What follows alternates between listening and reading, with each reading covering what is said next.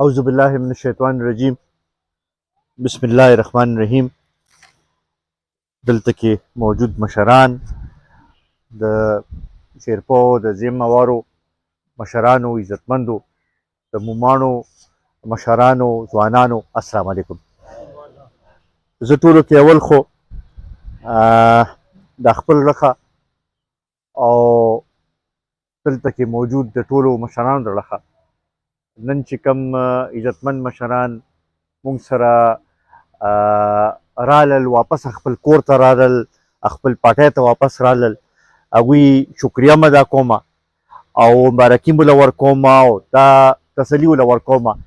چې دا شیرپو زیمواري چې دي دا زموږ کور دی، دا زموږ یو اتفاق دی، یو اتحاد دی او په دې کې زموږ ټولو یو عزت دی. او دا علاقه چې ده که مونږ وګورو نو نن شیرپو نوم د زیم نوم چې اخلی نو ټولې دنیا کې پیژندل کېږي او د هغې په شا دلته کې ناست دې مشرانو بیا د دې د مشرانو هغه کوششونه وو او منډې تړلې وې، هلې ځلې وې د شهید وطن حیات محمد خان شیرپو د وختو د ملي رهبر جناب آفتاب احمد خان شیرپو صاحب سره، نو دا یو پوره یو اتفاق و او د هغې اتفاق په نتیجه کې دا یو ورورولي او زموږ یو داسې عزت جوړ شوی دی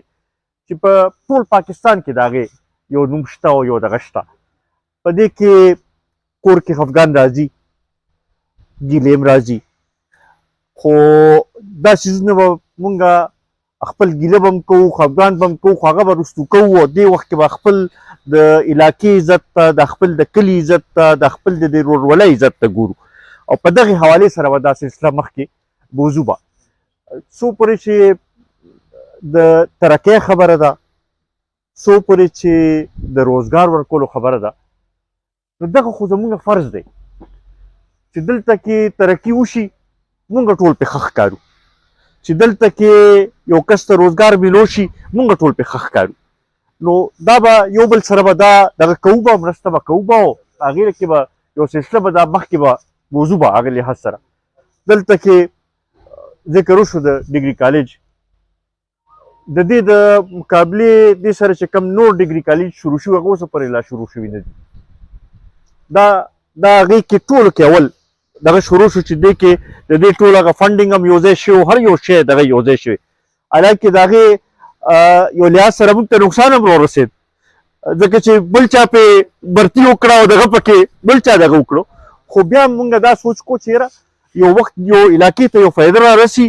نو چې څومره زر پای باندې کار وشي او دغه وشي نو دغه وشي او دا لوی خبره ده چې دلته کې ډګري کالج جوړېدل دا لوی یو لحاظ دی. زما خیال زمونږ ټولو دلته کې ناست دی ځوانانو لپاره، زمونږ ټولو لپاره فخر ذریعه ده. دا عزتمندو که مونږ وګورو نو نورې پارټۍ هم دلته کې شته، حکومتونه تیر کړي دي، خو که وګورئ نو خاص کر زمونږ د علاقې کې ترقي چې ده هغه یا شهید وطن کړی و یا بیا ملي رهبر کړی ده او دغې نه زما خیال څوک انکار کولی نشي. اوس خبره دا ده چې خصوصا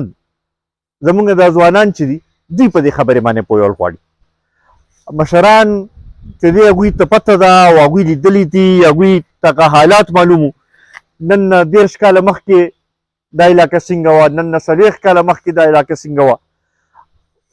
دې ځوانانو ته او دوی ته دا خیال غواړي چې دا په یو ورځ کې یا یو شپه کې یا یو کال کې دغه نه شوی، دا یو ډېر لوی سفر شوی دی او هغه د ټولو زمونږ مشترکه جدوجهد په نتیجه کې یو سفر شوی دی. دې کې ډېرو مشرانو قربانۍ ورکړي دي، ډېر ملګرو پکې جیلونه خوړلي دي، جلسې جلوسونو کې لاټي چارج دغه کړی دی، مختلف نور داسې ډېر تکلیفات تېر شوي دي. بیا د دهشتګردۍ دا کوم لیر پایې کې زموږ ملګرو ډېر قربانۍ ورکړي دي. نو ډېر لوی لکه یو سفر دی او دا دغه چې دی دا زموږ ټولو مشترکه سرمایه ده. نو دې لپاره به یو ځای مشترکه جدوجہد به کوو. دا پارټي قومي وطن پارټي دا زمونږ ټولو مشترکه ده، دا یوازې د ملي رهبر نه ده، دا یوازې د بل چا نه ده، دا ټول زمونږ ټولو مشترکه ده. دې کې به یو ځای مشترکه سفر به کوو، به یو ځای به دغه کوو به، او خاص کر زما د ځوانانو نه دا تمه ده چې دوی به په دې کې خپل کردار ادا کوي. مشرانو ګوره کردار ادا کړی دی، هغوی یو ډېر لوی مونږ لپاره یو ډېر لوی جدوجهد یې کړی دی، یو لوی سفر یې مونږ لپاره طی کړی دی. اوس دا په مونږ باندې ده چې مونږ دا شی مخکې بوځو. نو دغه زما به د ځوانانو ته دا تمه چې دوی به د مشرانو په مشوره چې دا سلسله به مونږ مخکې بوځو به. نن زه په دې باندې ډېر خوشحاله شوم چې ځوانان هم پکې رالل، هغوی هم دغه شو. نو دغه به تمه کوو چې دوی ټول به ځان سره مخکې بوځو به، او دا سلسله به مخکې دغه کوو. دا زمونږ سرمایه ده زمونږ ټولو انشاءالله. قومي وطن پارٹی زندہ باد، ملی رہبر جناب آفتاب احمد خان شیرپور سے زندہ باد، سکندر حیات خان زندہ باد، قومي وطن پارٹی زندہ باد، تاسو ټول زندہ باد. بل دا دغم شو، بعضې وخت کې سړی سوچ کوي یو وخت کې یو شی وشي، هغه سړی هغې وخت سره پې ښه ونه لګي، خو د هغې په شا ډېر څه دغه وي. د 2013 کله دا الیکشن چې وشو، نو په هغه وخت سره په موږ باندې ښه دغه ونه لګېد، خو نن د هغې که تاسو ګورئ نو یو فرق خلکو ته واضح شو، خلکو ته فرق محسوس شو. اسمبلو کې ممبران موجود وو، خو هغه لحاظ سره کار، هغه لحاظ سره کم چې دلته کې ترقي کېده کم نه، هغه شانتې ونه شو. هغه کم سکیمونه چې موږ منظور کړي هغه هم سرته پوره ونه رسولی شو. نو دې سره زما خیال هغه فرق هم محسوس شو، پته مو لګېده چې یاره کم قیادت دی چې هغه دا سلسله مخکې بوځي. او خاص کر زه د خپل لزیمه وارو د شیرپور د ځوانانو ته دا وایم چې بی تاسو لپاره خو دا د خوشحالۍ او د فخر مقام دی، تاسو خو ډېر په اسانه دلته کې ملي رهبر ته ځان را رسولی شي.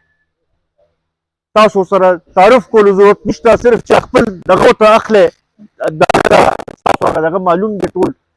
دغه دی. بل ځای کې خو به تاسو بیا د سره شروع کوئ او یو خپل جان پہچان به جوړوئ او دغه کوئ. نو په دغې حوالې سره دا یو دغه دی چې زموږ د علاقې لپاره په موږ باندې یو لحاظ سره یو فرض جوړېږي، یو دغه جوړېږي چې موږ ټول مشترکه دا پارټي چې ده دا مخکې بوځو. زه په دې موقع باندې خصوصا هغه ملګرو چې چا په دې کې ډېر اهم کردار ادا کړی، خاص کر اسنجیب په دې کې یو ډېر دغه کردار ادا کړی، د هغه او د نورو مشرانو د ټولو ما د پته ده د ټولو مشرانو دا خواهش وو، او زه د هغوی هم ډېر مشکور یم. او د هغې ملګرو چې چا هغه جرګه ومنله، چا هغه خبرې ومنلې، د هغوی هم ډېر زیات مشکور یم. انشاءالله دا زمونږ د اتفاق او اتحاد چې دی دا به ډېر لوی رنګ راوړي. دا صرف دا نه چې زمونږ به دلته کې په خپل دې حلقو کې د دې اثرات چې دي دا به نورو علاقو کې دغه کېږي. انشاءالله کوشش به دا کوو دلته هم دا خپل د اتفاق او اتحاد چې دی دا به جوړو، او بهر هم چې کوم ځای کې زمونږ تعلق دی هغه به مونږ دغه کوو، ځکه چې څومره زیات ممبران راشي، څومره زیات زمونږ د پارټۍ کسان منتخب شي، نو هغې سره به ملي رهبر ته نور هم طاقت میلاویږي، هغوی د هغوی لاس به مضبوطیږي، هغوی به بهتر انداز سره مونږ لپاره آواز به هم اوچتولی شي، مونږ لپاره خبره به هم کولی شي. نو دا به انشاءالله کوشش به کوو به. او دلته کې ناست دا کم مشران چې زه وینم، دا کم ځوانان چې زه وینم، هر یو کس ډېر لوی تعلق دی، ډېر لوی د هغوی رشته ده. نو دغه به کوشش کوو چې دغه ټولو پسې وګرځو او ټول خلک چې دی هغه همدې لارې ته راولو او ځان سره روان کړو چې د دې علاقې صحیح طریقې سره خدمت وکړی شو. زه اخره کې یو ځل بیا ستاسو هم ډېر زیات مشکور یم، خصوصا د کوم دا ملګري مشران چې را پاڅېدلي دي او دوی دا کردار ادا کوي د هغوی ډېر زیات مشکور یم، او د موماڼو د مشرانو چې موږ له دا موقع راکړه موږ له دا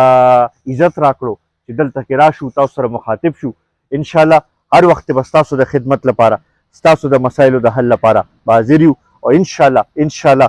د